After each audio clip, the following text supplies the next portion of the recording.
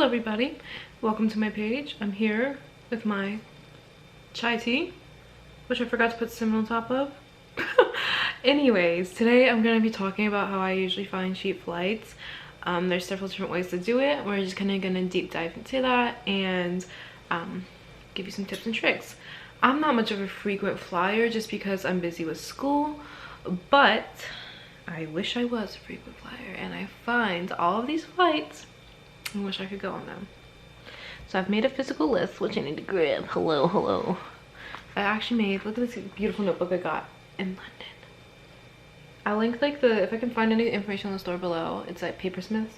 I'll link it. It's not affiliated, I just think it's really pretty. However, anyways, if you're a stationery lover like me, then you'll understand. So yeah, we've got a physical list here. Not too hefty, mostly because I just made an outline. And I'll be covering that stuff.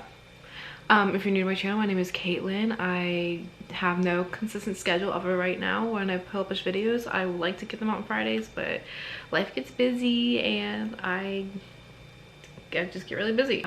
If you like to see more into my daily life and things like that, you won't see why I'm so busy, because when I'm busy I don't post on anything. But if you'd like to see more into my daily life, then go ahead and give me a follow on Instagram. It's actually at quesadilla_Caitlin. So it's quesadilla Caitlin now. I recently changed my username. It used to be quesadilla_0525. But then I started thinking, like, people don't really like when there's numbers, I don't think, in apps, but I could be wrong. So yeah, I'll link it below. Go ahead and give me a follow. And while you're at it, go ahead and give this video a thumbs up, and don't forget to subscribe. That way we can keep making these bad boys. So let's just get to cracking. I also wanted to mention that before I get started, I am not affiliated with anybody that is mentioned in this video. I just really actually do enjoy their services. That's a good tea. So the first thing I do, which I already know what I said on here, is I have this app called Hopper. And basically, all you have to do, and I'll kind of describe it to you, is you go into Hopper and you plug in all of the information that you want about your flight. So I pull up Hopper and I am tracking literally all these flights. These are all flights I'm tracking. Ridiculous, I know. Will I go on all of them? No. I'm in an area where I can track from 2 different airports, and it'd be convenient for me because I'm close to both. So since I'm in Central Florida, I could fly out of either Tampa or Orlando. So I track both. Orlando is usually cheaper to fly out of, but you never know. Sometimes you find a nice one at Tampa, and I prefer the Tampa airport. Anyways, so all you do is you go in there and you plug in the dates that you want to go, and you plug in to and from, and then you let them know like round trip or this, that, and they will notify you when your price changes, whether it goes up, goes down, or if you should buy it because it's going to stay the same. They constantly notify you on your flight information, and I think it's very useful because you can be tracking flights constantly without having to actually be physically doing it constantly. Say Orlando to Seattle, I'll go in there, I'll see, I put say March 13th through 19th, that was my spring break. Probably won't be going. It's fetching my latest prices, and it'll pull it up the latest prices, and it'll tell you what airline to be on. Now I don't book through Hopper. I go directly to the airline that tells me what the cheapest flight is on. I go to their website and book through there, just because it saves you extra fees. Another thing that you can look at is called Skyscanner.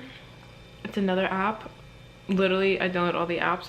This is fun if you don't know where you're wanting to go, but you know the dates you want to go. You say flights, and you can plug in like from, let's just say Orlando, and I say I don't know where I want to go, so I'll just say I want to go anywhere, and it'll tell me the cheapest places to fly on those dates. And yeah, let's see, right now the cheapest place I can go for my spring break is Charlotte, North Carolina. Yeehaw, brother. Another thing that I like, I don't have, there's not an app for it, but I go to like the website and I get emails from them. It's called Scott's Cheap Flight. Scott's Cheap Flight. You can like basically sign up where he'll send you emails to when certain areas have cheap flights. Like I got one, I think earlier this week, saying that like London flights are $200. I don't think you set specific dates. I think you can look them up on his site, but like for your emails, you can't track particular flights. but you can get notifications, which is really cool, especially if you're open to going to a lot of different places.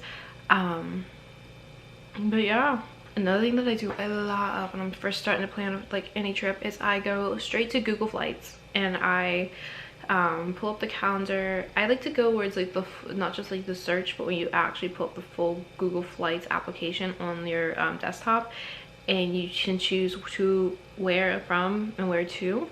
And then when you pull up the calendar, it'll show you the price range for the different dates on the calendar. So if you're flexible, it's really nice, because you sometimes, like, you originally planned to fly out on like a Friday, but then you realize if you fly out on Thursday, one, you get an extra day where you're going, plus you're saving a couple $100s on a flight. That's how it works sometimes. So that's the cool thing about checking with Google Flights. Sometimes what I'll do too is I will check with Google Flights, see what days seem to be the cheapest, plug those days into Hopper, and then track those days since they seem to be consistently cheaper as a set of dates, if that makes any sense. And then one of my last things I wanted to say about finding cheap flights that is super important is that if you have the ability to be flexible with the days that you can fly, then you're more than likely to find cheaper flights.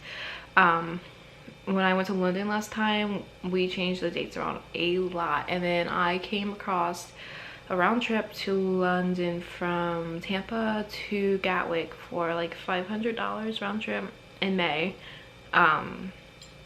Right now, a round trip from, I think it's like Orlando to London during March 13th through 18th or something like that, $300 round trip.